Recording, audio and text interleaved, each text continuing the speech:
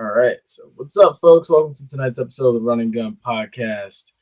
I'm JPeeps. That's Mr. Sasser. That's Ace. And tonight we have a special guest joining us from Saints Twitter. Oh, my bad. I was trying to get the Instagram part started. We got Trey, future NBA Gov, joining us this evening as well too. Here to talk about the happenings that have been going on down in the Big Easy and everything.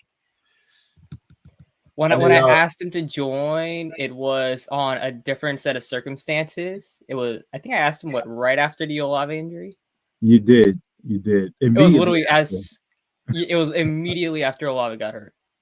I said, "Hey, bro, can you make it on Wednesday?" I thought it was gonna be because Dennis got fired, but that ended up happening. But that ended up happening. Didn't know it at the time. That worked out. That's fair. Oh man. So yeah, man, we got a lot of good stuff lined up for y'all tonight, man. It's gonna be fun. It's gonna be energetic and everything. Also, shout out to Mr. Sasser right here who picked the homecoming game right. Halfway there. Halfway right.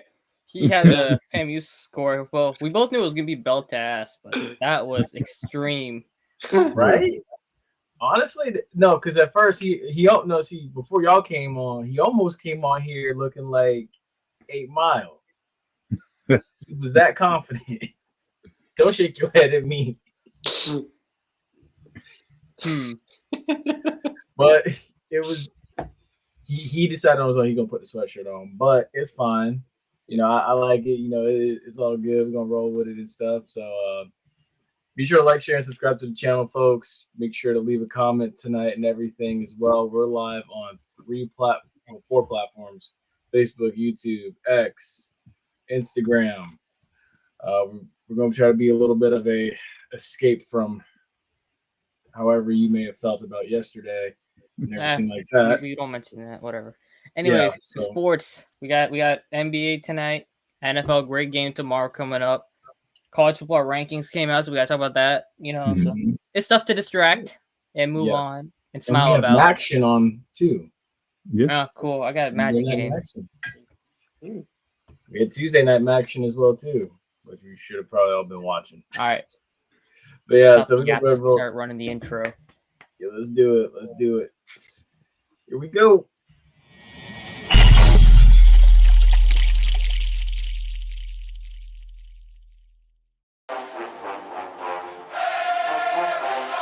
Hey, what's going on, guys? This is JP. This is the Bug. This is JC. This is Flash. This is Jimi Hendrix. And you're listening to And you're listening to the Run and Gun Podcast.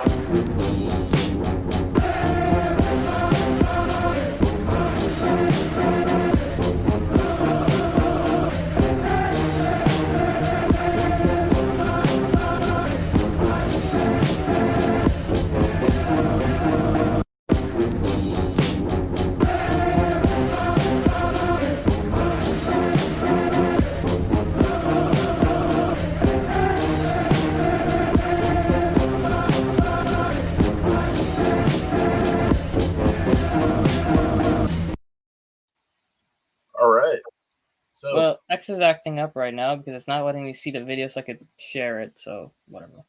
So can we at least talk about the best intro in the business right now? Like, y'all need to give more. You think that one's good? You should have seen the FAMU pregame one. That one is nice. Okay.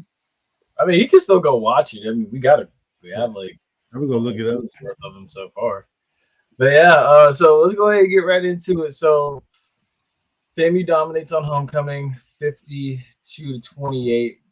That's the FAMU's first 50-burger on homecoming since 2004. First question goes right to Mr. Sasser. Mr. Sasser, how did you know? How did you know? I didn't. It was just a wild guess. Did he know? Well, because I remember Ace was like 40-something, and then I was like, well, I had 45-14, I think. Yeah.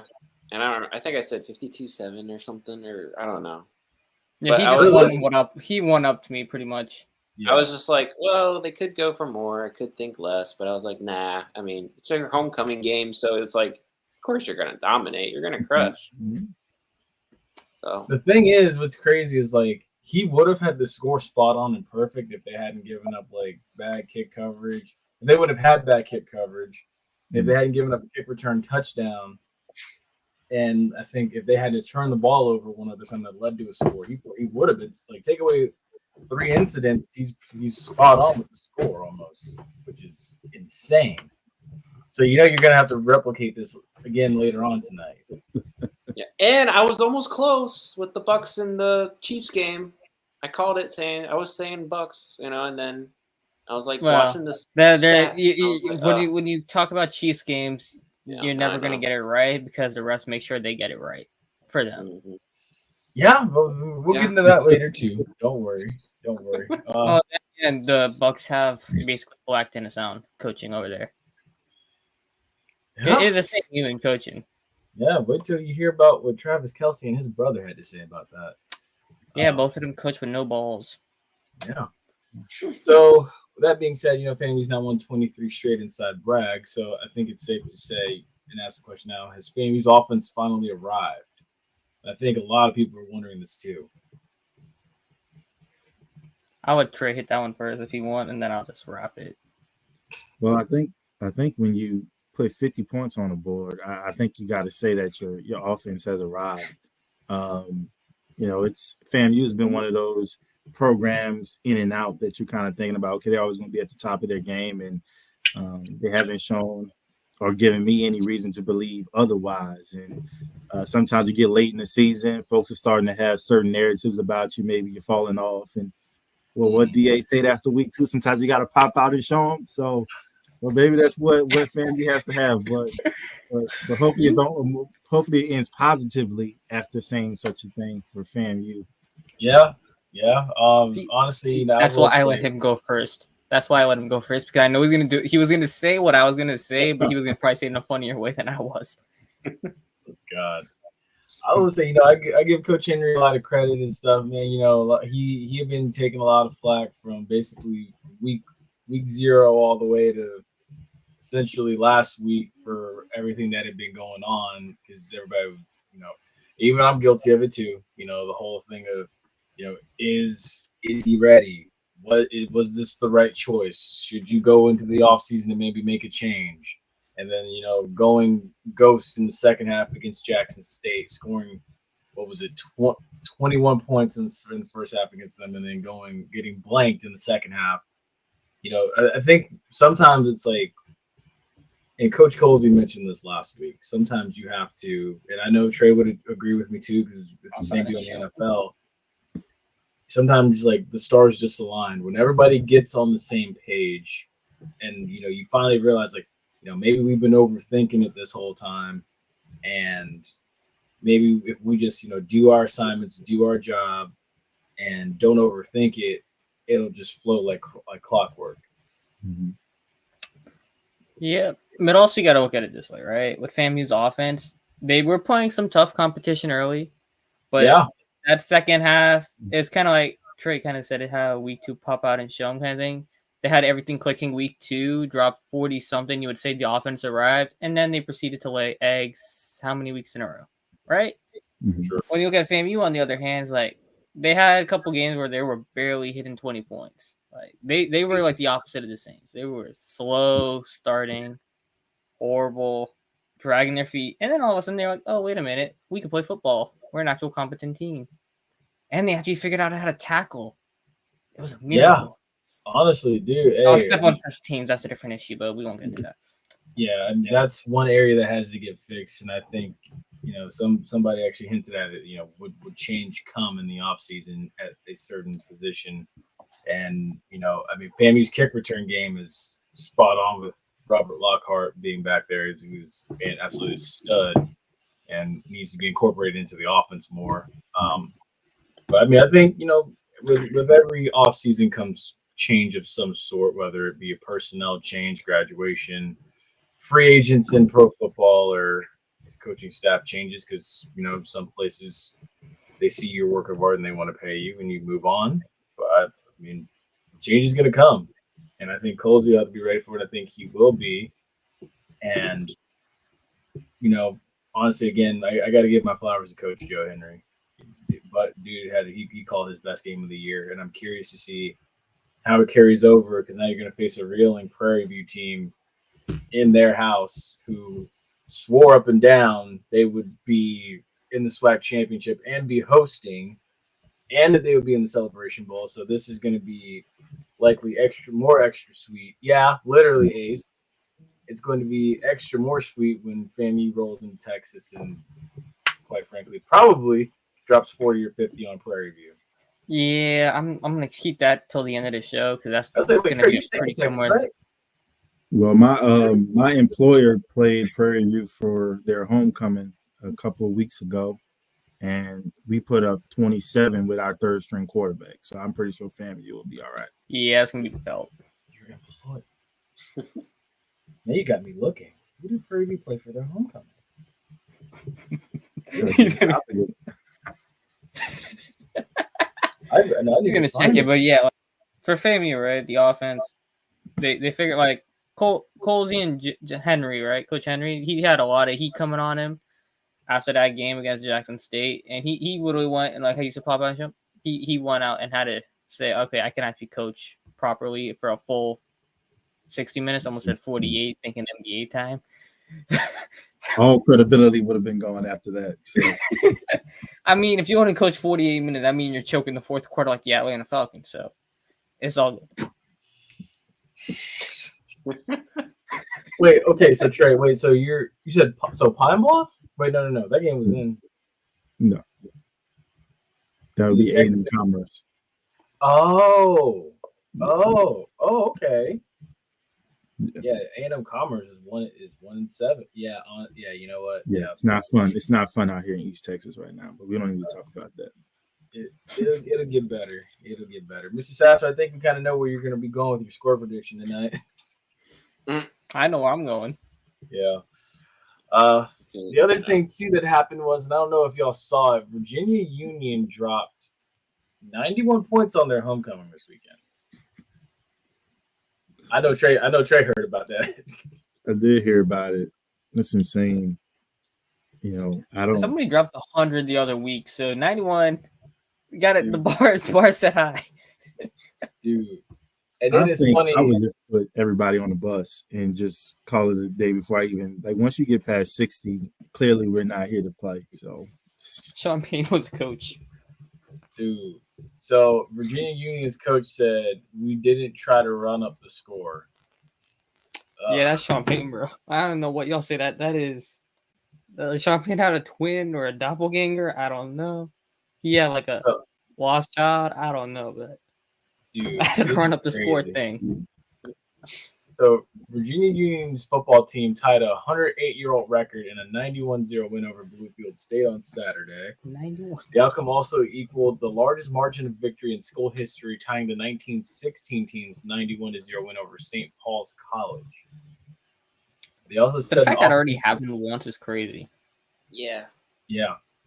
They set a record for the most offensive yards, racking up 687 yards in total offense, while also setting a new record for most interception return yards with 166, breaking Virginia State's record of 119 set back in 1973.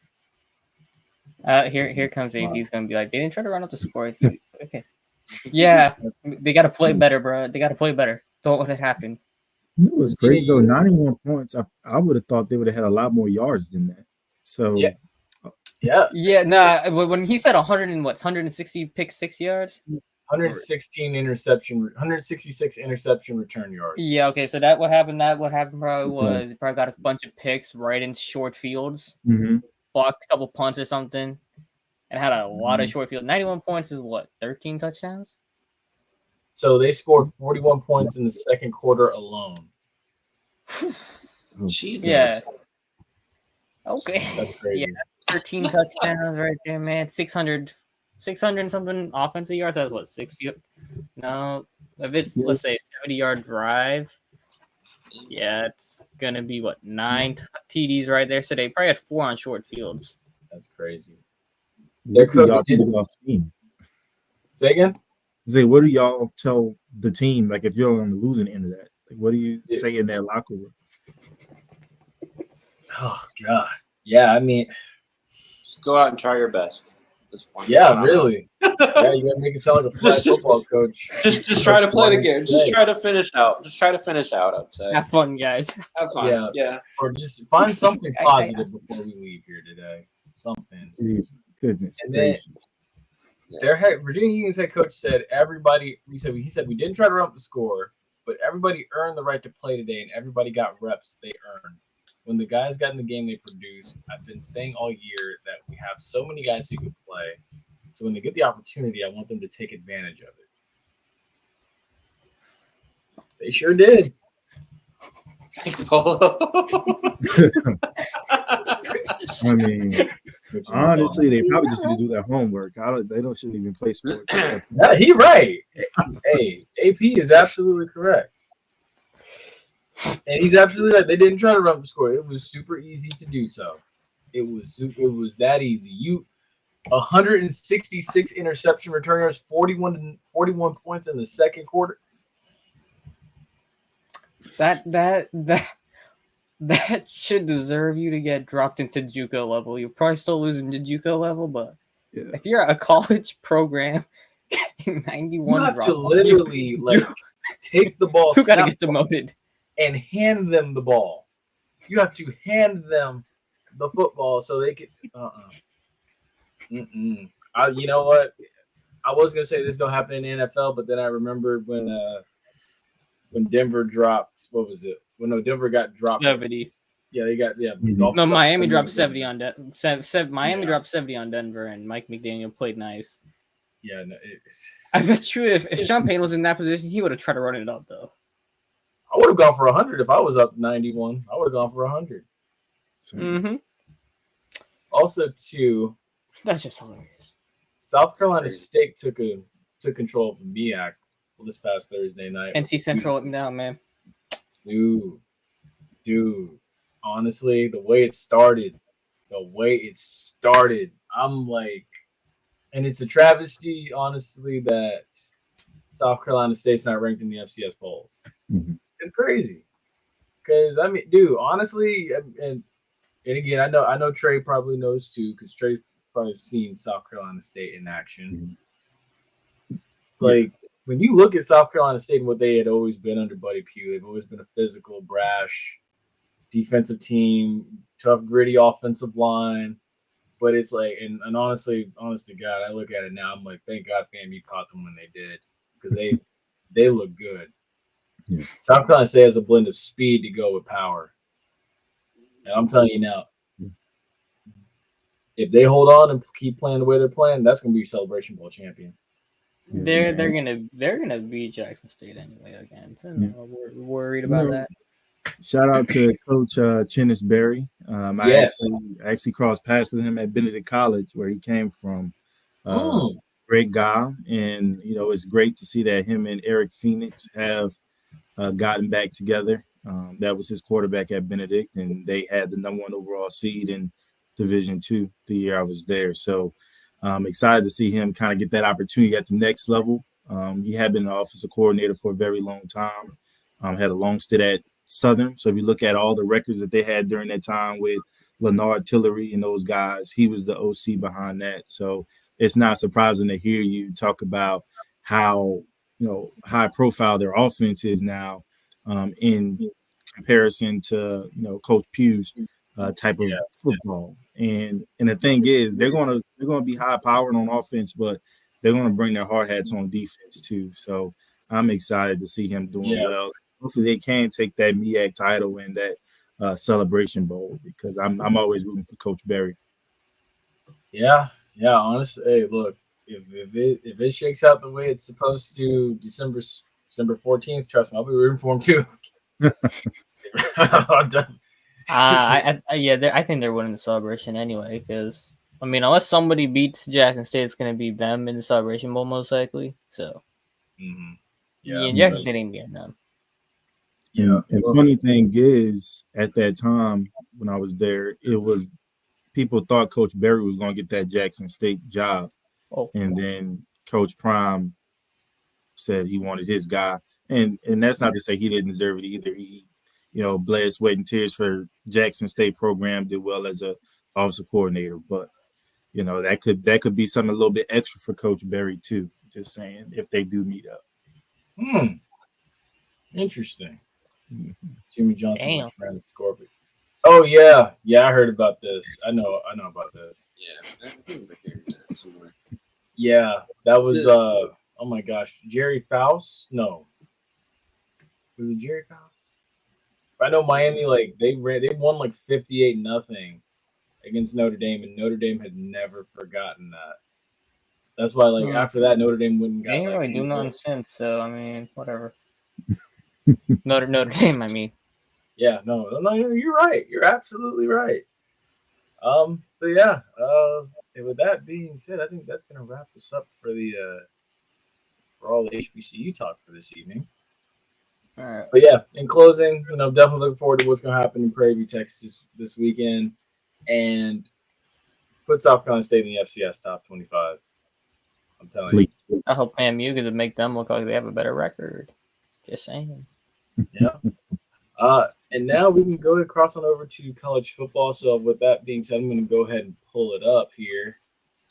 I still haven't got the big board yet. I'm going to need a new board, so I had to go order that. Because the old whiteboard was only for 4 teams. This 12-team thing is a little too big and complicated to fit. So RIP the board right here. Man, here we go. Rest in peace, buddy. I'm gonna miss you. You don't have no more use. So yeah, we got the first official rankings are out now. Bro, I don't even know why they even bought. I'm not say that. If I say what I wanted to say about BYU, I'm gonna get myself in trouble. Well, you better respect my fighting Mormons now. Don't do them like that. Hey, honestly, look, they undefeated. Yeah. Right. Yeah, they good. It's just the BYU and Notre Dame are always like in those top rankings every once in a while, and every time they play an actual like really top program, they just get whooped. They have more ranked wins than Texas. Yeah. It's not the Zach Wilson BYU team. Better. Yeah. Yeah. And honestly, too, and I said it last night. I was like, for as much grief as because I don't know if y'all have seen Paul Feinbaum and some of the call-in that he gets from Bama fans. For as much grief as Kalen DeBoer has gotten from Alabama fans, look at where they are. I felt like you were looking directly at me when you said that, but I'm just. Oh no, I wasn't looking directly. Oh no, I was looking at number 11. Look at where they are. Forget number 11. Look at number 12. I'm proud of them too. Nope, it's in. Give Genty the Heisman. Give him the Heisman. Especially if they make it in. Give him the Heisman. But yeah, I mean, dude, honestly, the fact that if Alabama can win this weekend in Death Valley, I think they're shooing because I'm not sure who they. I think they play Oklahoma. They can beat Oklahoma, and then I mean they got Auburn. They could win both of those if they get out of Death Valley. Everybody's beating Auburn. What you mean? Yeah, Hugh Freeze got to go. You're right. But yeah, if they can get out of, if they can win this weekend, I think they're in. They're in. They still got some games left, but we'll see. How many SEC teams? One. I mean, for any team to be behind Alabama in that position, I mean that says something. I think for Boise State. Yeah. I mean, honestly, and somebody was like, "Oh my gosh, this is like the first time ever that Boise State's doing this type of stuff." I'm like, no, not the first time. Like, were they not around in the 2010s, like 2000s, late 2000s, early 2010s? Yeah. Like 2007 to like literally 2012, like they were. Yeah, like when US. This is how I know it. When USF was good, that's when Boise State was good. Except now it's kind of no more the case, but. Back when USF was good, Boise State, I don't think they were in the Big East too, but they used to see, you used to see both of the games on a lot. Boise State used to be good. Yeah, they were. That was last time I think they were good was with Jay Ajayi. I was gonna say even Kellen Moore, and the thing is too, I'm pretty. Yeah, they do. Boise State has a win over Georgia. What's the possibility we may get Georgia and Boise State? That'd be not nice, but it would be fun. I think he could have, but I think that might be slim.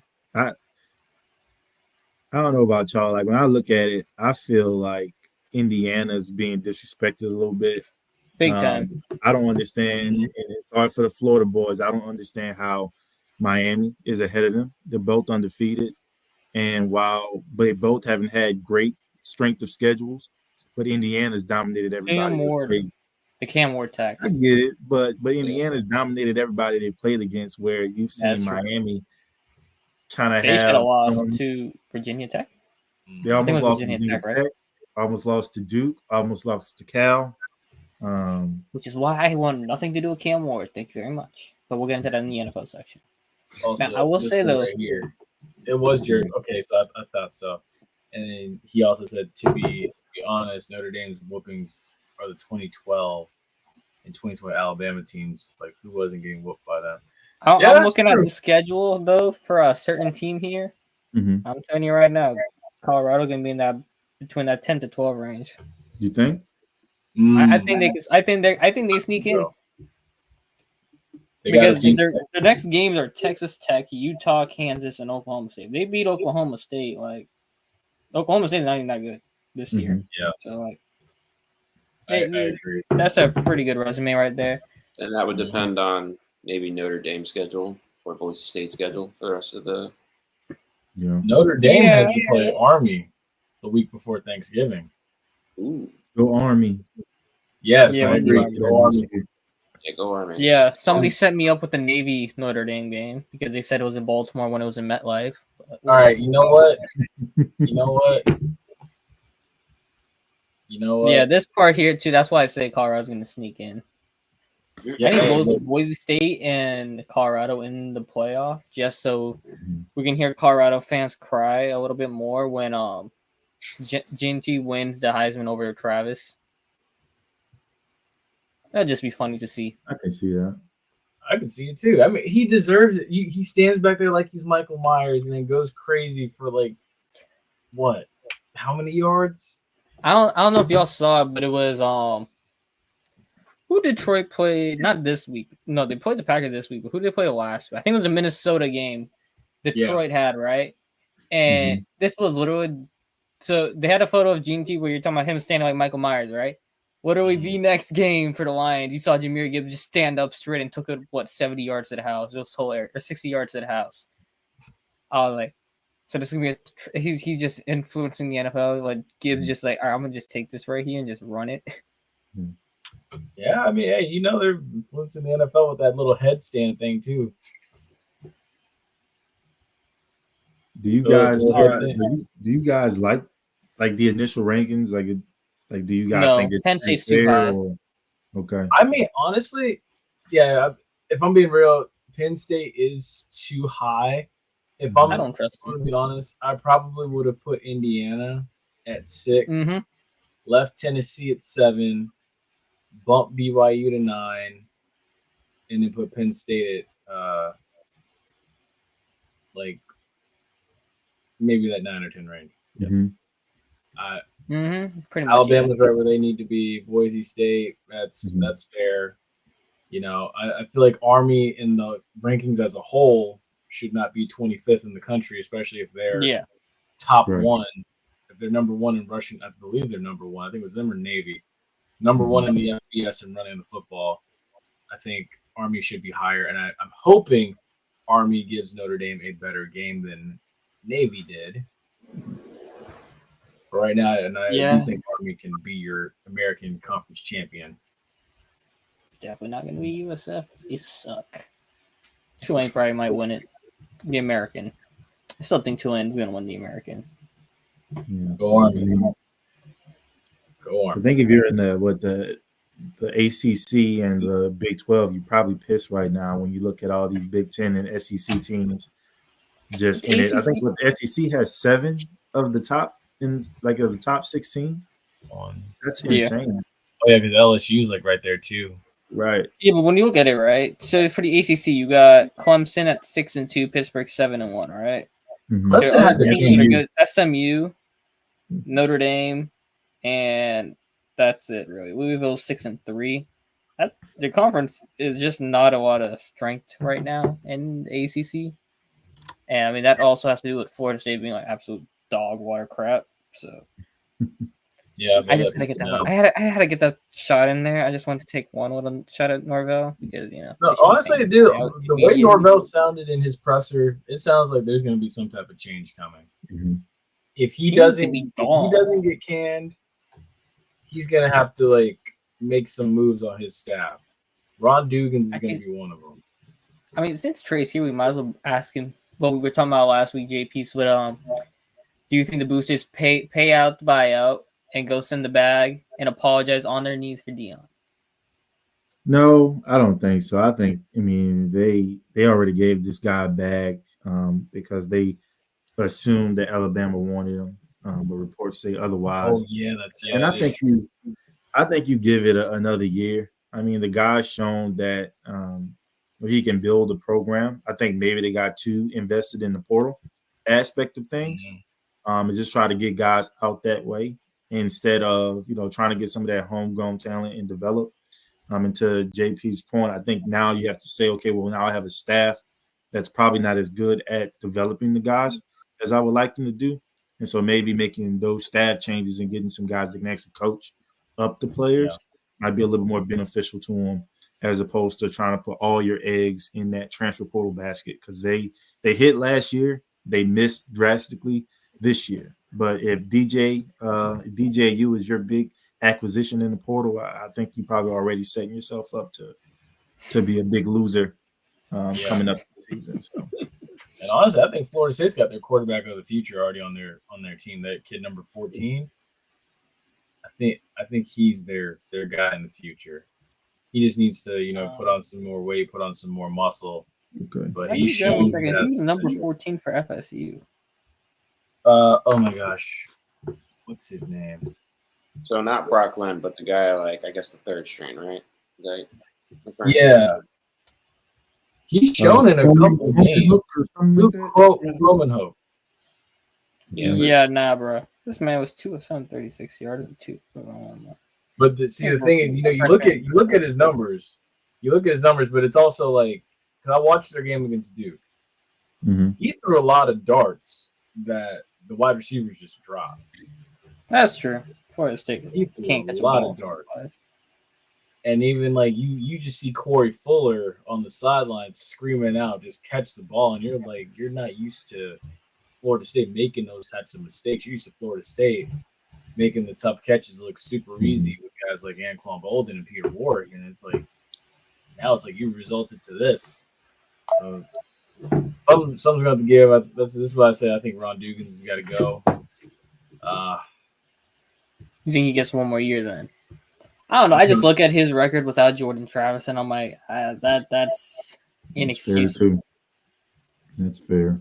Because he was probably going to get fired at the end of 22 if not for Jordan Travis going crazy week 1 against LSU and saving his job. Yeah, I mean he went crazy, and then it's like they tore off a couple wins and stuff, and won a huge game against the Oklahoma team that was decent in that Pop-Tarts, right? Yes. Yeah. Yeah, it was a Pop-Tarts Bowl, and then they rolled into 2023 and dominated and got snubbed, and then this year's just a down year, but we'll see again. What if Cromanhook can be their guy next year? I think he could save Norvell. He could, but we'll see. As well, too, let's go ahead and slide on over to it. We've got a couple key games this weekend on the slate. Mm-hmm. So, Trey, this is the point where we make picks and stuff. So, Trey, I'm going to do my best to try to get a layout with you on it as well this weekend. So, Trey, go ahead and give it to me. Who are you going with? Well, we'll go Trey and we'll go up. Trey, go ahead and give it to me. We go with Canes or Georgia Tech. You know what? I believe Georgia Tech's quarterback Haynes King is still out. So with that in mind, I'm gonna go with the U on this one. Okay, Mr. Sasser. Definitely the Canes. Okay. Miami. Okay. The next one we do a beautiful thing here where like when we get late into the season we like to pick FCS games. Mm-hmm. So we got Columbia and Harvard. This is Ivy League football. Do you think I know anything about either team? No, Harvard. Since we go up, I still we're going back down. I don't know. Yeah, I would say Harvard. Yeah, Harvard's the only one that showed interest in me out of high school in terms of Ivy League, so I'm gonna go with Harvard. Damn, respect! Holy crap, dude, that's big. Yeah, Mr. Snouser? Harvard. Yeah, fair. Yeah, you know I'm going Miami. I'm going Miami. I'm going Harvard too. I agree. The next one we got here is Rhode Island and the Blue Hens of the University of Delaware. Both have one loss, by the way. Okay. Well, my dad stays in Delaware, so I got to shout out to the Blue Hens. I guess my stepmother also graduated from there. She's an alum, so we're going with the Blue Hens. Word to Joe Flacco. Hey.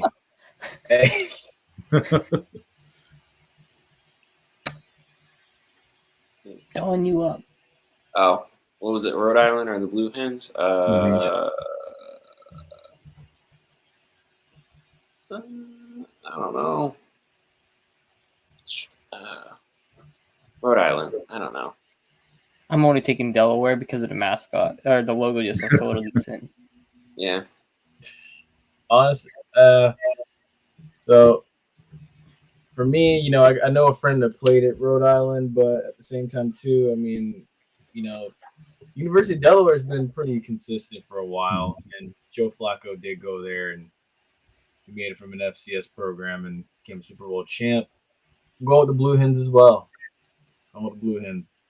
The next one on the slate is FAMU and Prairie View this weekend in Texas. How we feel? We're all taking FAMU, right? Yeah, pretty much. I think we're all FAMU. Oh, yeah, FAMU.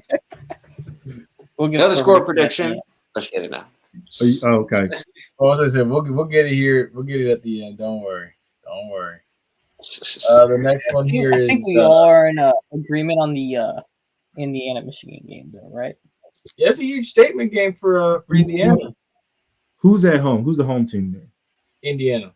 Indiana's the home team. You know what? I'm going to go Michigan in the upset. Ooh. Yeah.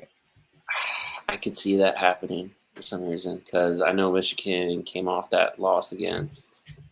Who they just play? I ain't got no faith in Michigan. Indiana. Yeah, I'm going to say Indiana, though.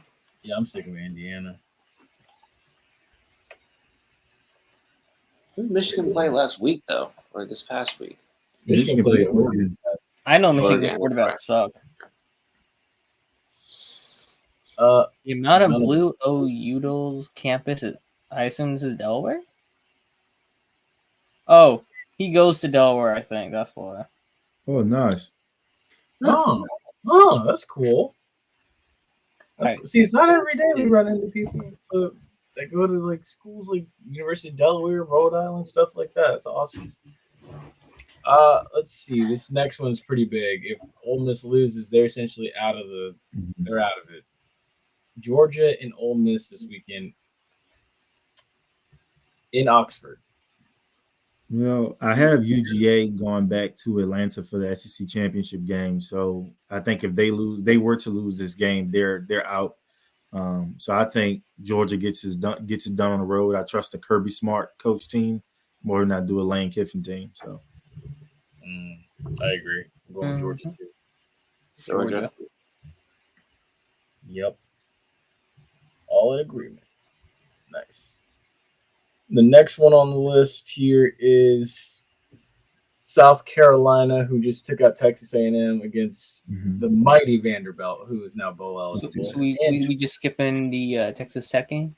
Oh, my bad. Crap. Look, you got to bear with me. I'm getting old here. We got Texas Tech, Red Raiders against Colorado. Coach Prime. I like Coach Prime, man. hold on. Before we get to that, this is hilarious. Would be 30 if Carson Beck wasn't. I agree. I actually, you know what? Carson Beck is terrible. He's due for 3 a game. Yeah. No, I'm going with Coach He like fails every single test imaginable for me to looking at a quarterback. He doesn't play good in the big games. He has zero, like, he just doesn't have any of the, when you watch him play, he just doesn't look like he's been a big disappointment. And I have my own biases about fifth year quarterbacks not playing well. But I'm going with the Buffs too. The way their defense has been playing says a lot. And Shador and Travis on the offensive side of the ball and the firepower they have there. I just think they're rolling right now. So I'll stick with the Buffs. Okay. Buffs. All right. Now the next one now is South Carolina against Vanderbilt. Vandy for me. Ah, yes, the Tennessee man is going to take Vandy, of course. Go Cox. This game is in Vanderbilt, right? Yeah, it's in Nashville. So basically, it's a South Carolina home game. And shout out to Coach Beamer. He has some good musical taste. Yeah, I saw that. Yeah, hey. That was slick. Yeah, that's true. Yeah, I'm supposed to stick with Vanderbilt. Okay. Yeah. I'm like just crazy. Vanderbilt is tough to beat at home, and they are better than we think. Yeah, give me Vanderbilt. Give me Vandy. So I'm a lone wolf out here. As of now, yes, you are. Depends if Chad and Mr. Sasser and the Bug pick Vandy. Ooh. So everybody, we kind of think here South Carolina going for. Yeah, that's true. Though. I still don't understand what Alabama was thinking when they lost to Vanderbilt. That's the only reason why I'm still taking Vanderbilt at home. Whatever it did, But South Carolina is literally right next to Tennessee. Yeah, it might actually be a South Carolina home game. Yeah, I mean, we've seen how Georgia traveled so well when they play there. I might switch later on in the week. All right, this next one. I sometimes just go and I'll be like, I'll switch my pick. I will say he was the only one that believed in Vanderbilt when they played Texas. He was the only one. They almost pulled it out too. Yeah, exactly. Yeah.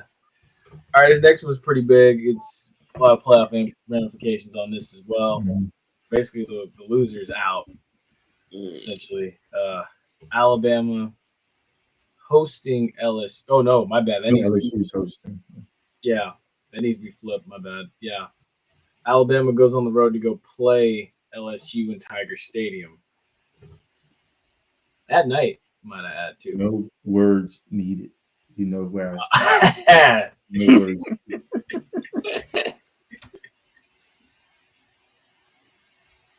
Mr. Sasser. Roll Tide. I'm taking Alabama only because I do not trust Nussmeier in a big game. That's true. Wait, didn't they play? They played a night game earlier this year. That's right. Yeah, they beat Ole Miss. Mm-hmm. That's right. Yeah. Look, this ain't Ole Miss. I'm going Alabama. I think Milroe gets his act together back. He was playing so good early on, and then I don't know if he got hit a little too much. He got dinged up. I don't know what's up with him. Yeah, I think as long as Alabama stays committed to the run, and that not just being Milroe, but utilizing Jan Miller, those guys and running the ball. The defense, they've been playing lights out, especially taking the ball away, and Nuss is prone to give you a few. So if they can take advantage of those turnovers, because we saw it against Tennessee, they had 3 first-half turnovers and didn't score on either one of them. So can Alabama capitalize on the road with some of the turnovers? And they haven't been able to do it so far this season. So it's a big test for them. AP's got LSU unless Nussmeier becomes stupid again. Check me if I'm wrong, but I thought CJ Daniels got hurt in that last game for LSU. Didn't he not get hurt? I think he got dinged up. I don't know. I know some people are kind of like iffy on Kyron Lacey and if he should go first round or not. I don't know about that one. Good. The next one and the final one for this evening is an 8 o'clock kickoff in Happy Valley. I think this is going to be a whiteout. We got Washington and Penn State. You already know who Ohio I got. State, Penn State should have been in prime time night whiteout. It should have been. I don't know what. Well, then again, Big Ten's not. It doesn't belong to ESPN anymore. Right. But they could have still put it at night on CBS. I don't get why they didn't. But yeah, I'm going Penn State. I think they bounce back. Washington's not that good, and Washington's coming across the country. Penn State. Penn State's going to beat up on Washington. People will think they're good, and then when the games matter, truly really matter, they'll choke like always. So, I believe in Will Rogers. The Huskies will win. Ooh. All right. Okay. All right. Ooh. And AP's got Penn State. Beat Ohio. That might be true too. But outside of that first throw, I think it was the first throw he threw to pick six for Walker Howard. I think it was, right? It was his first throw he threw to pick six. After that, he was more or less all right. I think he probably should stay another year though. He ain't ready. Fair. Let's see. And with that, I guess Anything else for college football? Let's get into the real fun stuff now. Yeah. I always save the best for last year. So I'm gonna come out with it. All right. I'm gonna try to go first. Well, I send myself my dirt to show. Yeah, I mean, well, where do the Saints go from here without Dennis Allen? I mean, I think we actually accept what we are, which is a rebuilding team, first and foremost. I think part of the Dennis Allen getting hired, part of the reasoning was that we had a roster that we felt we could still contend with and win at the very least divisional titles with. And if you look at his record, he was not good against divisional opponents. I believe he was 3-2 against Atlanta, 3-3 against Carolina, and 1-3 or 1-4 against Tampa Bay. So, a division that was seen as the weakest in the NFL and that we were supposed to take advantage of, we just never did under his leadership. I think now you start to look at your roster, look at your staff. I'm glad, Rizzi was named interim, which I think anybody around the organization knew that he was a guy that would get that title should a Dennis Allen firing happen. There is a lot of nervousness now because we have a top 3 pick and we don't want Rizzi, going too crazy right now.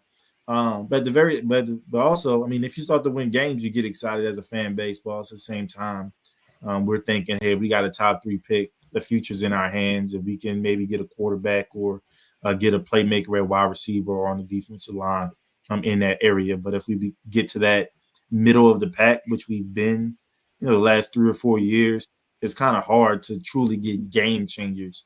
One thing I did agree with DA with was when he said we have really good players, but we don't have really great players. And he wasn't wrong in that. Olave, really good receiver, not a great receiver. Alante Taylor, Kool-Aid McKinstry, they're good. They're okay right now, but they're not great. They haven't been able to show those flashes yet. And I think when you're in that top 5 range, your hope is that you have a better chance at getting those types of players. It's kind of like, just to use a different sport, it's like we've been having pick 16 every year instead of pick 2 in the draft, where that's where the top guys are going to be. So I'm just excited to see what we do. I'm glad that Gail Benson, finally stopped, shopping for new purses and pearls and started to pay attention to an organization that she was gifted, and that she inherited. So, they said, she kind of spoke to some of the players, got their feel for the organization. It's clear that our general manager didn't want to make the move. If you look at his comments versus Gail's comments, which in a way pisses me off and just lets me know that, hey, maybe this guy can't be the one leading the charge for a new coach, and sure as hell can't be leading the charge for the direction that this franchise is going to be going for, the next 5 to 10 years. So I'm looking forward to seeing what that process looks like. If he gets phased out, I know we hired the guy from He worked with the Raiders for a few years. We hired him before the draft this past year, and maybe he's someone they give more responsibility to from a draft and management standpoint. Yeah, so there's going to be a lot of changes. Dennis Allen is just the first domino to fall. Obviously, we saw Marshawn Lattimore get traded. But like I said, hopefully Derek Carr is one of those last dominoes to fall. I would very much like to see, even though we had 3 games, to see Spencer Rattler. They weren't in the best of situations.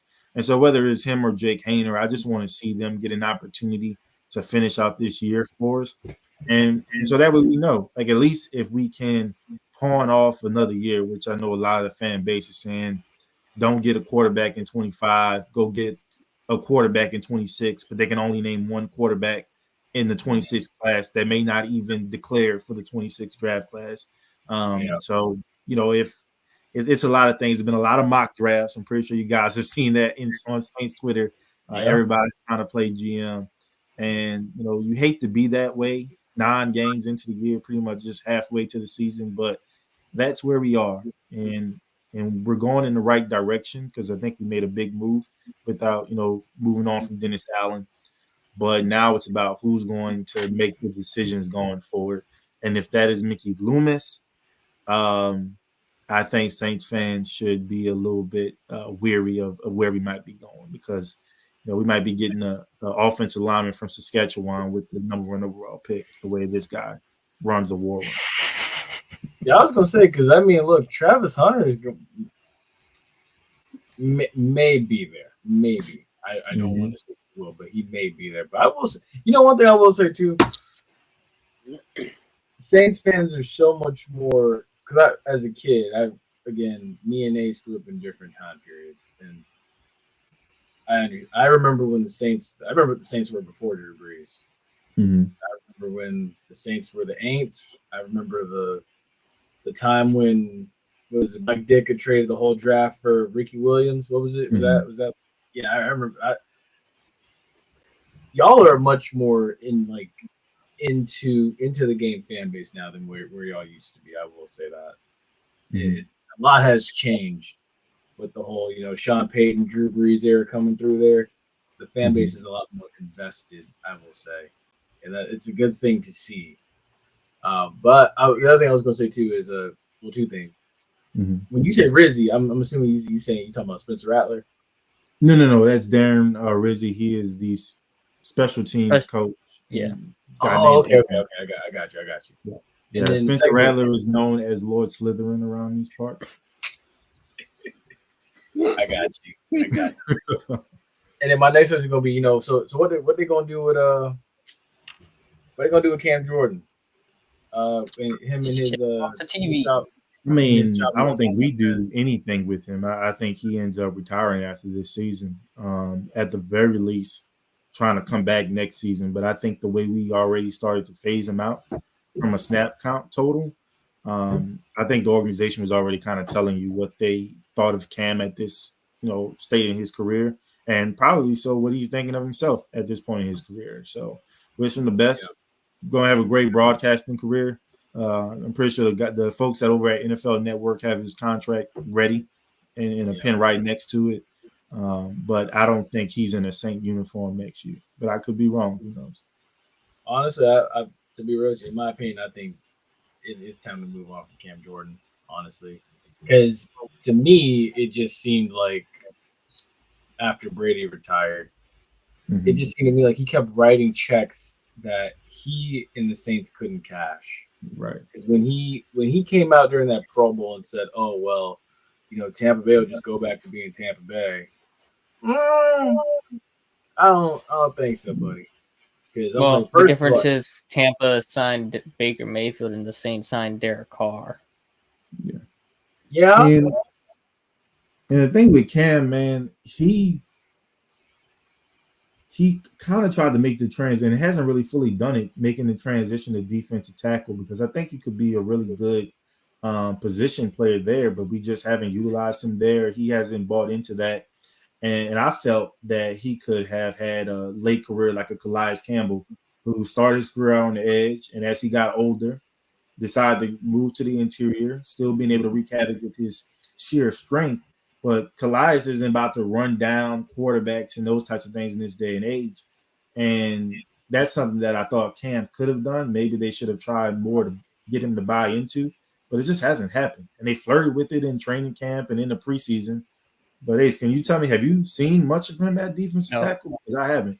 It's either he's on the edge or he's not in the game at all. And when he's in the game, little impact. Pretty much. He needs to cut that god awful mustache. Good God. You've been on that mustache for years. That's he looks like a freaking child molester. Let me stop. Oh God. I mean, yeah. All right, cool. So my turn. All right. Oh goodness. Cool. This is for I believe this was James Hurst who said this, right? I believe they said this was Nick that wrote the article. Nick under here wrote the article. Oh yeah, Nick wrote the article. Nick wrote the article on it, and this is where it pretty much all went downhill. The pick six game where Carr threw the pick. He threw the ball to Shaheed, and it got jumped by Jesse Bates for the pick six, and Atlanta ramsacked him the first time they met last year. And we all know, right? Dennis Allen, Derek Carr, they have a tight relationship, I would say. That's the main reason why Derek Carr got signed in New Orleans was because of Dennis Allen. Even though I've never seen a guy get he's gotten his head coach fired 4 times. Well, one time, I guess the head coach kind of did it to himself. Yeah, the other time with the same guy twice. Yeah, but, you know, head coach killer, but we're not getting onto that right now. I'm just trying to stay on the point. So, anyways, we know Dennis Allen started with Jameis Winston. Jameis had that win. Actually, I'll save this for later. I'm going to keep on this. So, Dennis Allen started with Jameis, beat Atlanta, got hurt, gave the job away to Andy Dalton, never gave it back to Jameis Winston, said, watched Andy Dalton throw 3 picks on live television in prime time, 2 pick sixes in the first half, and said, keep doing what you're doing. At that moment, I knew this man was not going to be a good head coach. I mean, okay, to be fair, he was also terrible in Oakland, so I should have known from the beginning he was never going to be a good head coach. But after that moment, every Saints fan should have said, this guy is not it. But I digress. Kept Andy Dalton as the quarterback. Got Olave his first concussion. Actually, I think he got 2 hits hard in that season when Andy Dalton from hospital balls. Why do I mention Olave? I will get to that in a minute. So, kept Andy Dalton in there. Got Olave killed twice. Won too many games to have a good pick. You ended up... Actually, I believe that was the year they traded for Penning. So, they didn't even have a first-round pick that year. Because then it sounds like we want as many top picks as we can, so we're going to trade our pick and go all in and take a guy who's very raw. This guy was really raw coming out from, Northern Illinois? Northern Indiana? Somewhere there. Northern Iowa. I knew it was one of them North I schools. Anyways, took a really raw guy and said, we're trying to win now, but yeah, you take a raw, undeveloped tackle. I don't see the logic in that, but what do I know, right? So you give the Philadelphia Eagles a top 10 pick. And what are you left with? You got a 29th overall pick from the Sean Payton trade, which somehow saved you a little bit. So you get a defensive tackle, whatnot.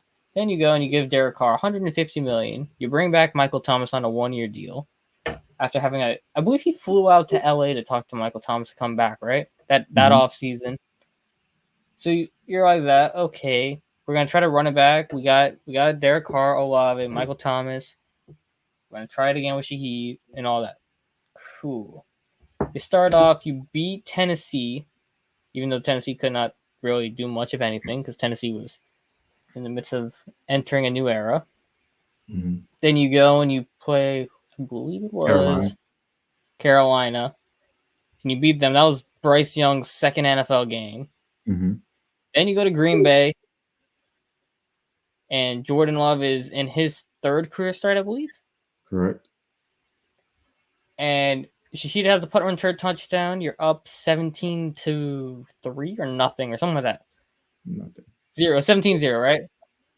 Olave makes a great catch on the sideline. And then Derek Carr holds the ball too long, has Jimmy Graham wide open in the flat, holds the ball too long, takes a sack, hurts his shoulder. And then he's done he's done for the game. Then he goes and he says, well, our offensive line didn't hold. Buddy, you held that ball way too long. First time you're throwing your team under the bus. Then you go. You played the Tampa Bay game. Utter disaster. Because man can't throw the ball past 5 yards on past line of scrimmage, right? Yeah. And then you go into the Jacksonville game. You throw Olave under the bus on national television. There was no ifs, ands, or buts. That man threw Olave under the bus, cussing him out when he threw the ball 10 yards out of bounds. Not a good look, right? No, head coach doubles down and throws Olave under the bus too. Wow. So, the two of them are in it together. They're ride or die partners. Get you a man who rides you like Dan Santana rides their car, I guess. Anyways, my whole long soliloquy, I'm getting through. I'm summarizing the whole Den Sound experience, and I'll culminate in a photo in a minute. I'm doing this all for a reason. Trust the process, right? Even though trust the process. So you go. They have this players only meeting after the Jaguars game, whatnot. They win, I believe. No, was it Jaguars game or not? I don't know. They played four teams who were god awful. Went on this fake 4-0 win streak at the end of the season. They say, "Oh, we figured it out, guys. This player meeting helped us out so much." And you played a bunch of teams who didn't even make the playoffs. Then you go, and I believe you played. Who was it? And they got their ass kicked to Tampa again, I believe. Rams. Well, they didn't get their ass to beat Tampa. They won in Tampa. And that game I won 2, and I was like, "Yeah, they're not very good." And Tampa was. Yeah, I was the only person who was actually hoping. Oh yeah, the Rams game. Yeah, AP knew it. They were on that 4-0 win streak. Then they went to play the Rams for Christmas and got embarrassed. That was the first real team they played against after that 4-0 fake win streak. Same issue showed magically up again. And in between all this, I believe Olave suffered another concussion. I think so. I think so, yeah. He had a next one where Carr threw it high. I think, right? No. I'm trying to remember which one that was when he got the concussion. I know he got another one somewhere, and then between that, he threw it high, and Olave tried to get it, and fell, and he whacked his head or something like that. So Olave's on his third concussion at that point. Moving on. They go into the offseason. You got a top 14 pick. You address your offensive line. Even though you took one in 2022, you take a much better tackle this time, more polished, whatnot. So you get your offensive lineman. Don't really address the defense. You take a corner at number 40. And I'm not even talking about the number 40 overall pick that you took in 2023 when you should have took Brian Branch, but we won't get into that topic because you took what? Was Foskey a fifth-year starter? Foskey, yeah. Yeah, he was fifth-year starter from Notre Dame, right? Or he was a sixth? He started at Notre Dame. Fifth year. Yeah, so you took that man over Brian Branch. So you go double down. You already had Alante Taylor, who you took in the second round back in 22. Paulson Adebo, third round 2021. And Marshawn Lattimore. You took a fourth DB in Kool-Aid McKinstry now. Actually, you traded up for him. So you wanted him bad. So okay, that makes sense. Fine, whatnot. You don't really take much after that. Did they take him? No, they didn't. Who did they take in third round? No one of importance. No one of importance, right? So you didn't really address anything because your 2023 class was an utter disaster. Now, what does that go on? Does it go on coaching, GM? I don't know.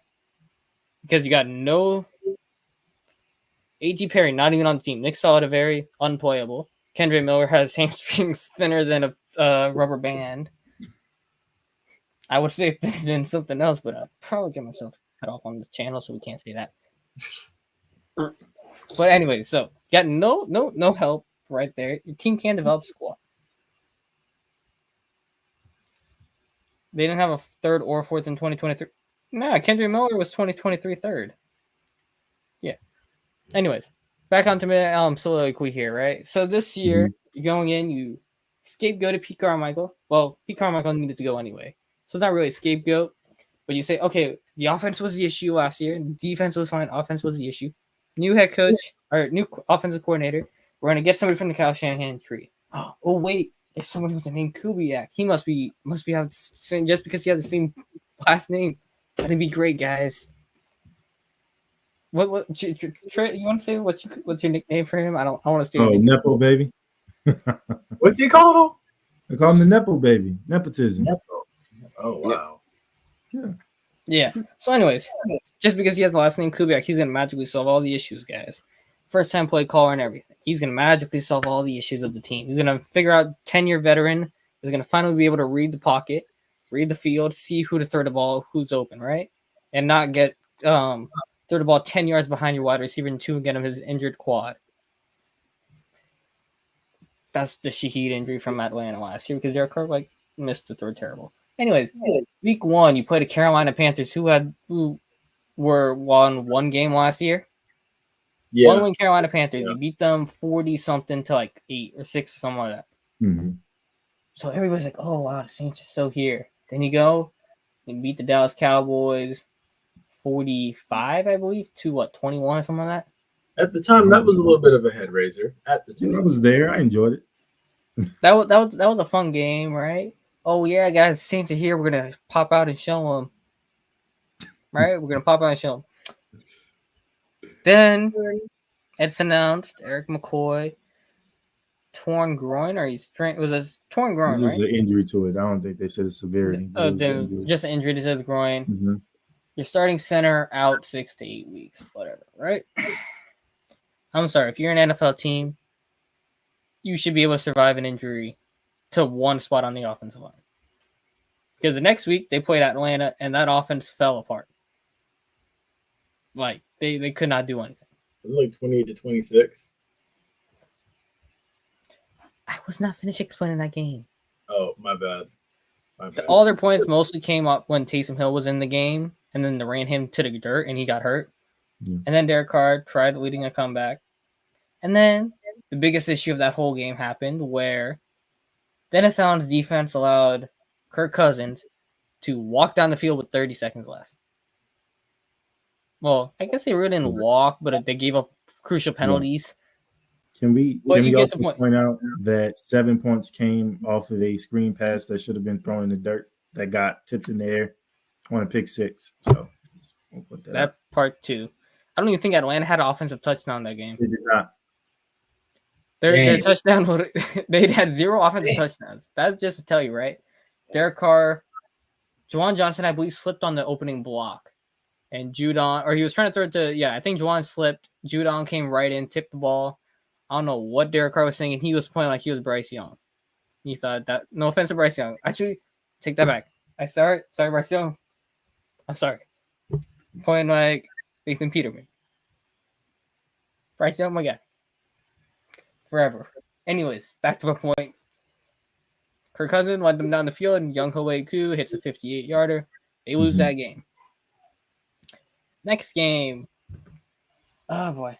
Brian's forgetting who they played. That was another close game. I think Philadelphia, right? No, Philadelphia was before Atlanta. So it was Philly, Atlanta, and then Kansas City. Okay. Oh, yeah. There was a little meat grinder there where they lost crucial games at the end. Yeah, Philadelphia wasn't doing much of anything. And then Saquon Barkley lets one rip, 60 yards. Defense could not tackle for their life in that play, right? And offense, 15 points. Derek Carr couldn't hit his pass for squat. And you let Dallas Goedert run right down the field with 30 seconds left, win the game. Then Atlanta, the whole thing, same thing happened there. So 2 games, lost the last possession because your defense let it up, right? This is a defensive head coach. Then you go now to the Kansas City game. You had the game in the bag. Well, you didn't have it in the bag, but you had an opportunity to win the game. 4th and 1, you throw a throw-up ball, a fadeaway run call for an undrafted rookie playing in his second career start, or whatever. Mason Tipton. Have y'all ever heard of Mason Tipton before in your life? Now, to be fair, how many missed false start calls did Kansas City have in that game? That's every game for them. So that's every game. Yeah. I mean, technically, we'll just say the Saints probably should have won that one. Nah. For the agenda purposes. Mahomes worked his way through the game and whatever, right? They let Juju Smith-Schuster and Kareem Hunt look like they were in 2020 form. You know how embarrassing that got to be to let Juju Smith-Schuster have his first 100-yard game since 2020. Oh, yeah, that's right. His 100-yard game since 2019. That was that Monday night game. I remember watching it. The Saints. Cool. So, defense gets embarrassed. They're the defensive head coach. Then you go now. You go to the Tampa game. Derek Carr is hurt after that, torn oblique or whatnot. So you go into Spencer Rattler's first career start. Then you go first quarter, nothing. Second quarter, 27 points. Look like you figured some stuff out. Third quarter, Kyle Bowles figured out, wait, we could blitz this guy every play, and he can't do nothing about it because the offensive line sucks and no wide receiver can get open. Because Olave got headhunted, but that's not anybody's fault besides Tampa headhunting. Then you go 50, got 50 dropped on you. Defense was relatively healthy in that game. There was no excuse for that defense to miss tackle Godwin like 6 different times on a 60-yard touchdown. Mm-hmm. That was on the defense. Defense supposed to be good. That was supposed to be your knocking point for this season, the offense. The offense is supposed to complement the defense. The defense is supposed to win the game, not the offense. So you go now, got 51 dropped on your head. Go to Denver now. Bo Nix. Bo Nix could not hit a throw in that first half. Bo Nix was thrown off his back foot, and that game would have been 50 points with Bo Nix if it was like Joe Flacco in that game instead of Bo Nix. If it was Joe Flacco in that game instead of Bo Nix, that would have been a 50-point piece dropped on that defense too.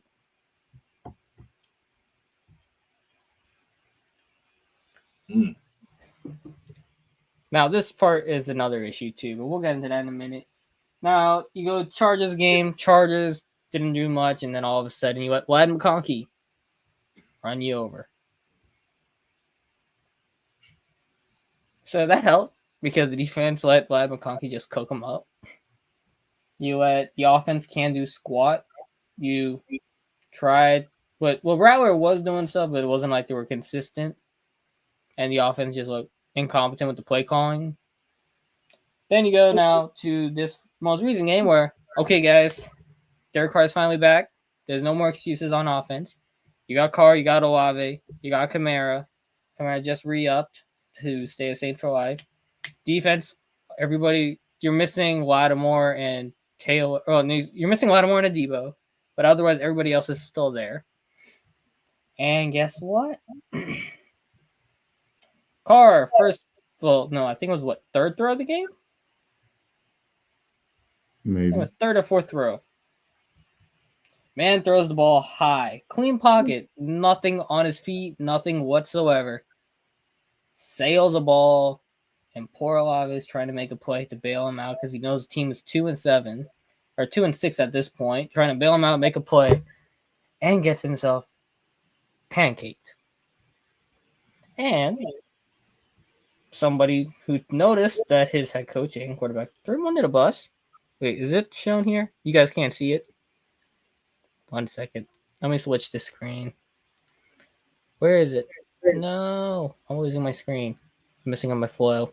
There we go. Oh, Ta-da! Oh yeah, I see. Oh yeah, he was going off. Man was popping off, and you know why I avoided talking about that Minnesota game where Derek Carr left that game early? Because Derek Carr threw a ball into the dirt, and Michael Thomas tried making a play and hurt his knee, and then was out the rest of the year because of that throw.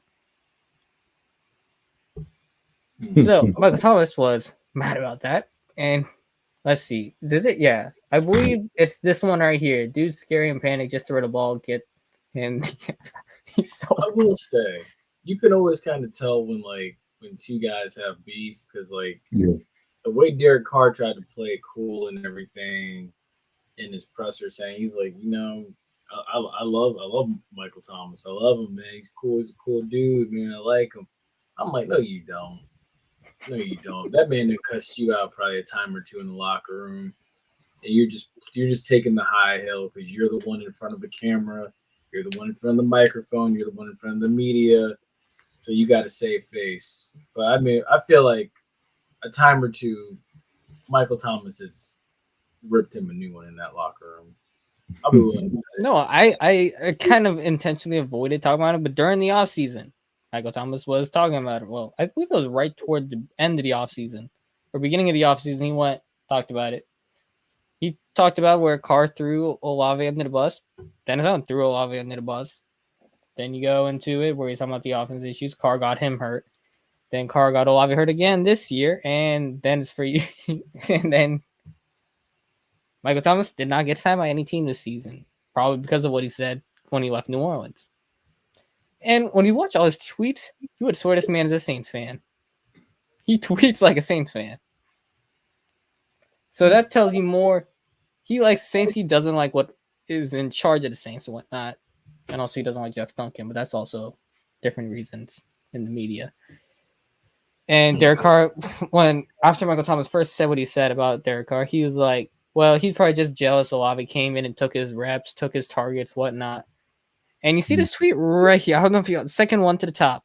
Yeah. Do try lie and say I was jealous of them making Chris wide receiver one whole time. You can't even get him a decent ball. You need his ass whoop. Guess who quote tweeted that and said facts, basically? Oh, Olave's brother. Mm-hmm. So, yeah. All that happened, right? Now, we get into it. Next day, Saints lost, obviously, to Bryce Young. What a glorious comeback drive. Beautiful. That was a beautiful throw into Jatavion Sanders and Xavier Witt. We'll always have a fan in me. The Panthers hat is coming next week. Well, no, I think it's coming like tomorrow or the day after. It'll have a spot right here. Panthers hat, forever grateful. You got Dennis on fire. So thank you very much. But anyways, back onto this now. Dennis on fire. We move on. Now you got Mickey Loomis saying he's a great coach, guys. We just had the circumstances. Didn't break the way we wanted it. Mm-hmm. Well, guys, I hate to tell you, every team in the NFL has issues. Do you hear the Cincinnati Bengals crying right now? No. Cincinnati's defense is like in shambles. Defense is one of the worst in the league. They're not healthy. Their wide receiver core cannot stay healthy. If you're T. Higgins' quad and hamstring refuses to work, then you lose your starting tight end and running back. They don't complain.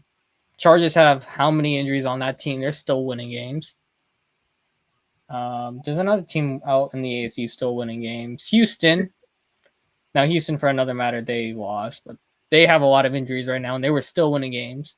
Mm-hmm. Do you hear any of these teams complaining about injuries and why they can't have produced results? But we got to look past the results, guys. It's not the results that matter. He's laughing because he knows what I'm talking about, but it's basically saying before Dennis got fired, he's like, sometimes you got to look past the results and see why they lost. Nah, man, results are what – this is a result-driven league. It don't matter what. Good coaches win close games. Dennis does not win close games. Yeah, no, that's very true. That's very true. Yeah, it's I mean, you look at Tampa's situation. You look within the division. It's like the good teams find ways to win those close games. Falcons edging out teams when need be. They win the close ones. They've had a culture change with Kirk Cousins that they've embraced him. You look at what Tampa was under Bruce Arians and what they are now. Todd Bowles does not have he didn't have the that balls fire Bruce Arians has. But then again, Bruce Arians had a little too big of balls because he would gamble too much. There's a clip from 2021 where like they're going into the half against Atlanta. Bruce Arians comes on there and says, because like TJ Reeves, who handles Bucks radio, he's like, Coach, what did you take away that you liked in that first half? And Bruce Arians is like, not a damn thing. Not a damn thing. We're not tackling well. We're not blocking well. We're not doing this. We're not doing that. We should be up by 30, 40 points here at the half. We're not playing well at all. And I'm just like, And then you look at Todd Bowles after Monday night's game, and he's saying, well, I wanted to play I didn't want us to be out in the elements for too long and stuff and everything. And then you're just like, what? So you elected to go kick a field goal, to go to overtime, to carry the game even longer. And I don't know. I don't get it. I don't get it. At this point now, it's like, I've always felt since he was in New York, Todd Bowles was a defensive coordinator at best. And quite frankly, I do think, depending on what happens at the end of this year, I mean, do I think Tampa can go on a run after their bye week? I do. Winning the division might be out of the question, give or take, because Atlanta looks amazing right now.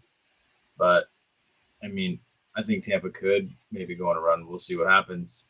I think, depending on how this run goes, and how the playoffs go, if the Bucks do get there, will determine if Todd Bowles is the coach of the Bucks in 2025. If this crashes, if I'm the Saints, I am literally sending Liam Cohen a bag and saying, "Please take it."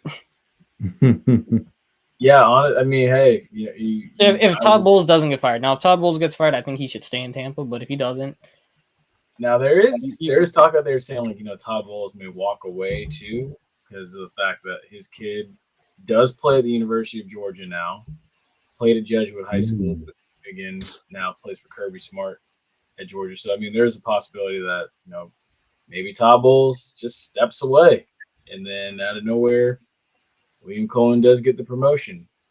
Because it's like I get Dave Canales. You brought him in. That offense was kind of Canales got his issues though. He ain't looking like all that.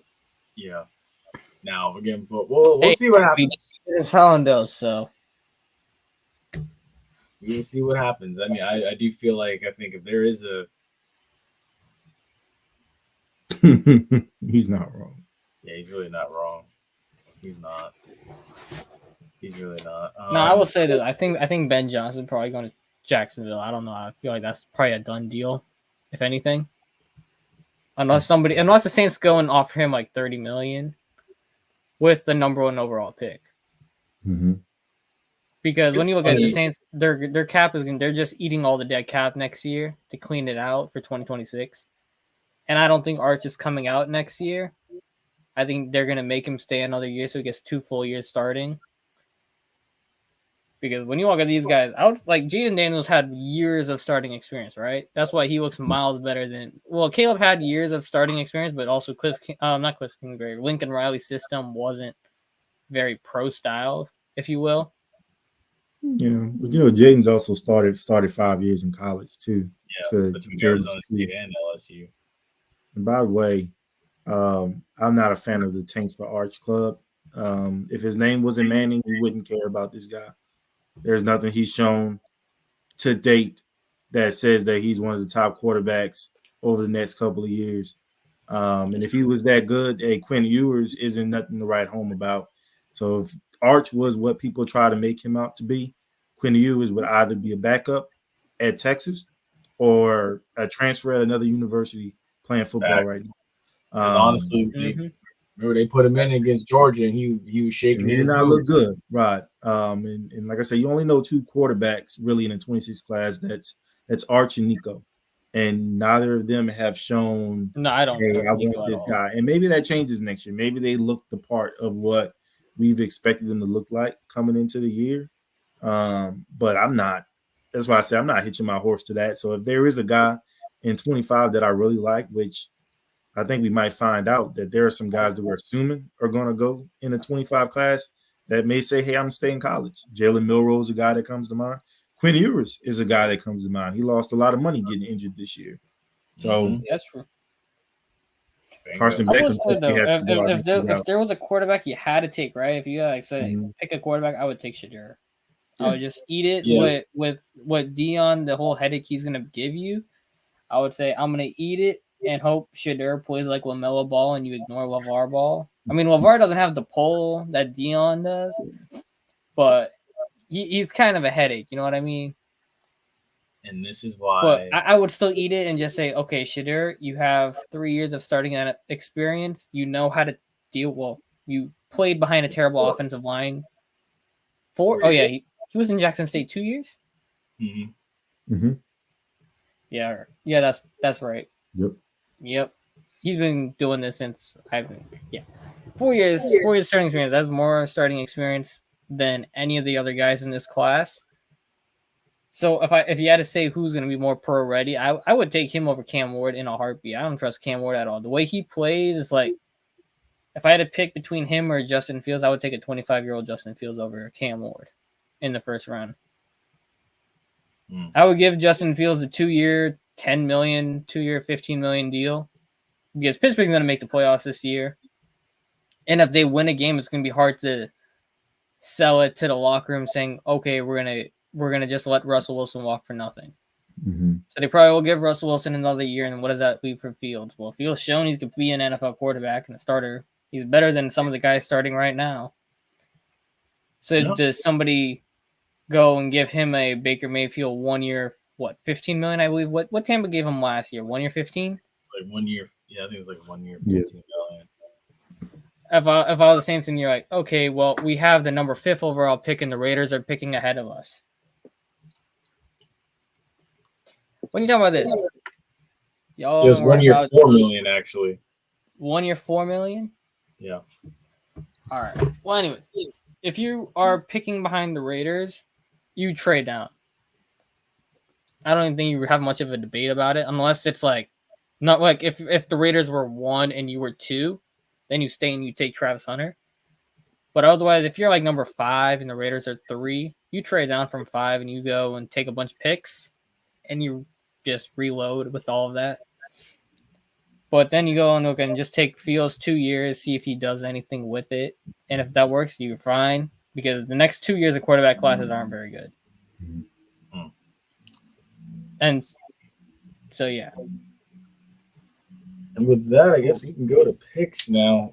So we got one on Thursday night. We have Lamar and the Ravens against Joe Burrow and the Bengals Thursday night in Baltimore. Let me ask y'all this. What do y'all think about people who are saying Lamar isn't the MVP again? Like, they're not even like, Lamar should front and away be it, but people think Josh Allen for, I don't know what reason Lamar would have dog walked him.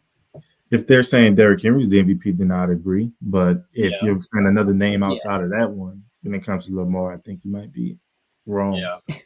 I mean, I was just, I don't know how I noticed it. I was like, Stephen A. wanted to say Jared Goff should be MVP, and I'm like, buddy, if anybody on the Detroit line should be MVP, it should be Penei Sewell or just the offensive line in general. I was gonna say, I mean, he's playing good football, but I mean, Derrick Henry and Lamar are on a different level right now. I mean, Lamar had what? I think he had 18 passes, 21 completions, and 3 TDs. Yeah, like the same amount of TDs as incompletions. Yeah, and I'm still questioning how they lost to the Browns, which is that's because Kyle Hamilton dropped a Jameis signature pick. Yeah.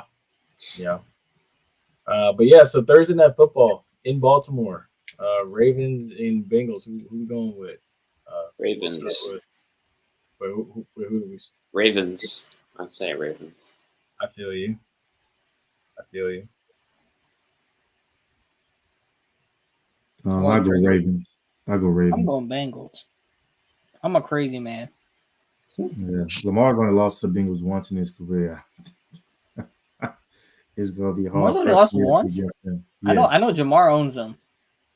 And I mean, if Zach is it Zach McPherson is his name, right? The kicker. Kicker shanked it. Their last time they played him. I'm gonna say Joe Burrow. Joe Burrow's been going crazy, and that Baltimore defense ain't nobody to write home about. So, yeah, I'm taking Cincinnati. They're in desperation mode anyway. Even though primetime Henry's a different beast. I'm gonna take the gamble, and I'm gonna say Cincinnati. All right, now the next one we got is this is Germany's punishment for World War II. We have. No, we're in our own punishment right now. We've got the Giants and oh my goodness, who is it? Panthers. This battle two. Giants and Panthers. Yeah, Giants and Panthers. Who are we going with for this one? Giants. Who said that? Whispered that. Ace said Giants. Oh. Giants. Let's say you taking the Panthers and Bryce Young. I think Bryce Young will make it a good game, but I'm gonna say Daniel Jones is so much better on the road than he is at home. It's so funny. Fair. And I don't think nobody in Carolina secondary can guard Neighbors unless they headhunt like they did against the Saints. Yeah. Put that on the t-shirt. But yeah, Mr. Sasser, who are you going with? Say Giants.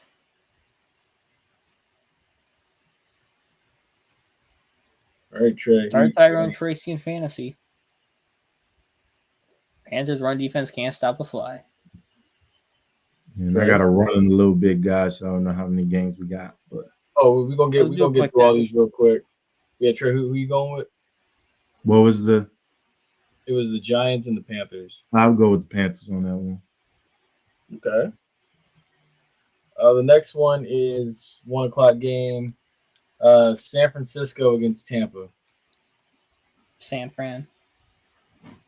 San Fran. Yeah, no, I agree. San Fran. 49ers. Oh, he's not going with the Bucks this week. Okay. McCaffrey's back. We all know it's gonna happen. Oh, yeah. God, they're gonna give him like 50 touches. Yeah. Yeah, and then he'll be hurt again. All right. Let's see. We got Denver against Kansas City. We all know who's won that. Kansas City. Yeah, I know. Kansas You know, City. a couple of holding calls here and there, and Kansas City will probably win by at least 3.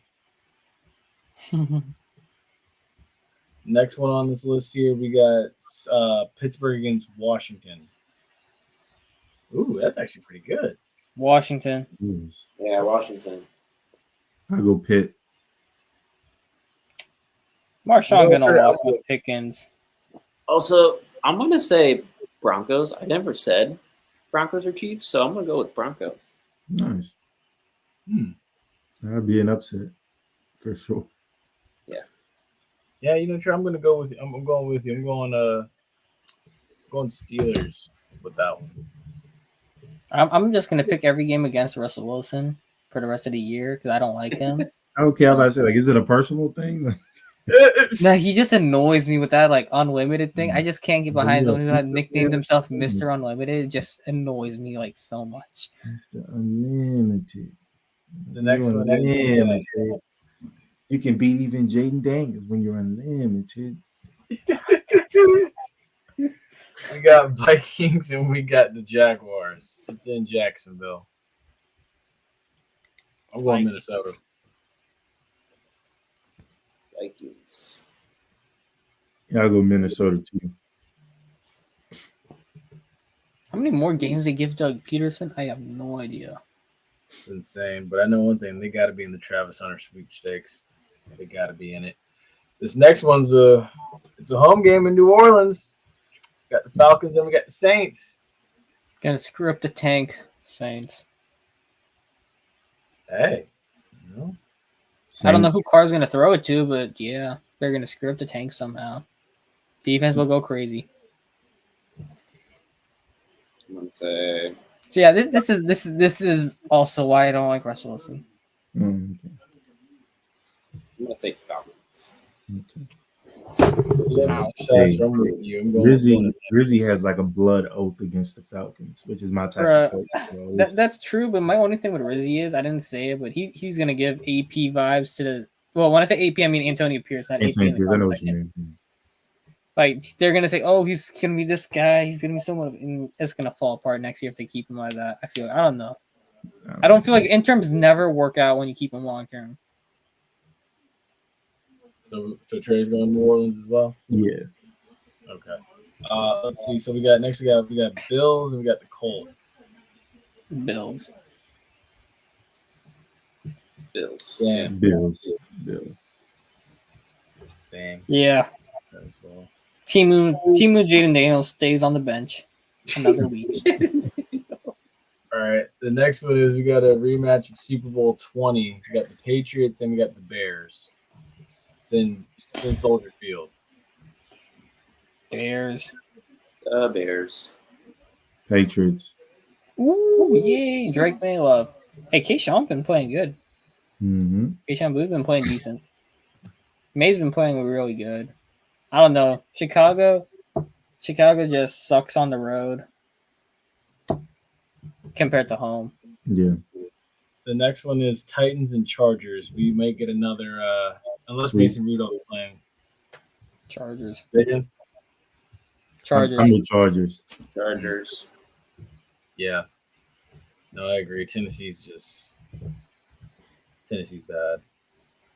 Tennessee is just so bad. Okay, and that's takes us now to the last three for Sunday.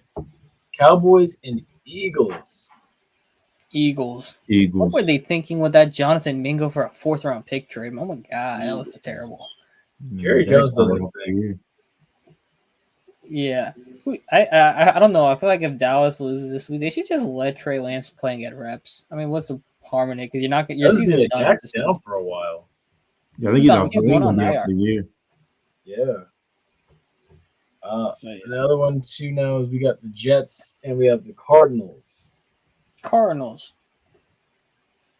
Yeah. I go with the Cardinals. I just wish Kyler Murray and Marvin Harrison would be on the same page more often. I'm gonna go with Jets. You going Jets? Wait, who said Jets? I'm saying Jets. Okay. Arizona was a team I thought would have been in on Marshawn, but they weren't, surprisingly. Thought they could use the lockdown corner. Good fit in Washington. And then we got Sunday Night Football. We have the Lions and the Texans. Finally, a really good. Finally. I'm still gonna say Lions. Same. I'm going with Detroit, man. I'm gonna go Texans. I don't know. I'm gonna say Lions on the condition Nico Collins is out. If Nico Collins plays, I'm taking Texans. I'll go Texans regardless. I think CJ Stroud has to have a bounce back game. Is this game in Houston or in Detroit? It's in Houston. You know what? Screw it. Give me Stroud and Tank Dell go crazy. Okay. And with that, Stroud is way better at home than he is on the road without Nico Collins. And with that, folks, now when he's with Nico Collins, he's fine. It's so funny. People say, well, Stroud is carried by his weapons, but except Nico Collins was a nobody until he got Stroud. So. No, Stroud be balling. Stroud is that guy. AP gave us picks in the whole chat. That's hilarious. He wanted both the Bears and Patriots to lose. And with that, folks, that now takes us to our last bout of us with our score predictions, actually. So, Mr. Sasser, who are we going with between FAMU and Prairie View? Also, mind you, FAMU Prairie View pregame preview Saturday at 2 p.m. FAMU Prairie View. What's their Prairie View's record? So FAMU comes in 5-3. Prairie View comes in 4-5. All right, obviously in favor of FAMU. I'm gonna go with 48 to 28. Okay. I'll let Trey go and then he can head out. I know you gotta go. I will go FAMU 41, Prairie View 24. I was gonna say because Trey actually hasn't seen it. And you said FAMU 41. Mm-hmm. And Prairie View 24. I could see that happening, actually. I could see that happening. I like it. Ace. All right, I'm going back to my 45 to 27.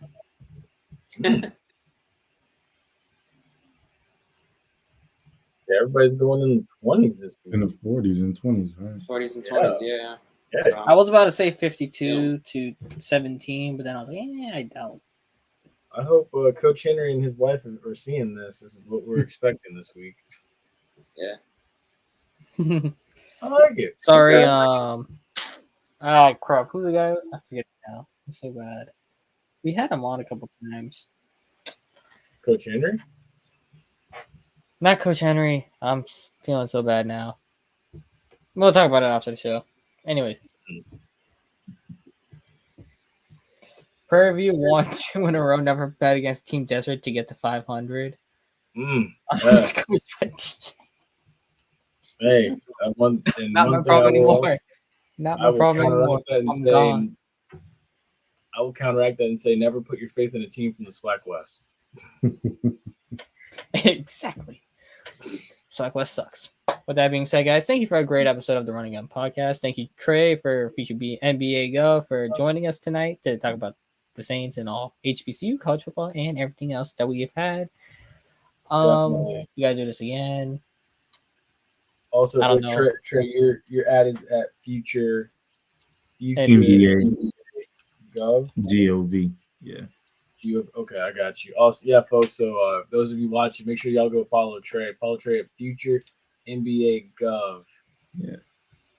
If you had more time, I would have talked about the San Antonio Wemby's with Wemby thinking he's Curry and just keep shot chucking instead of just going into the paint. But that's whatever. what the coaches want, and I hate it, but that's what they're telling him to do.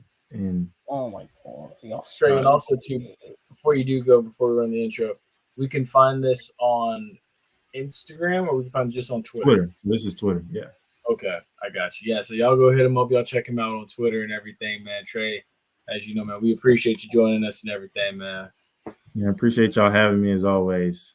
Of course, man. Of course. And with that, folks, y'all stay safe, stay blessed.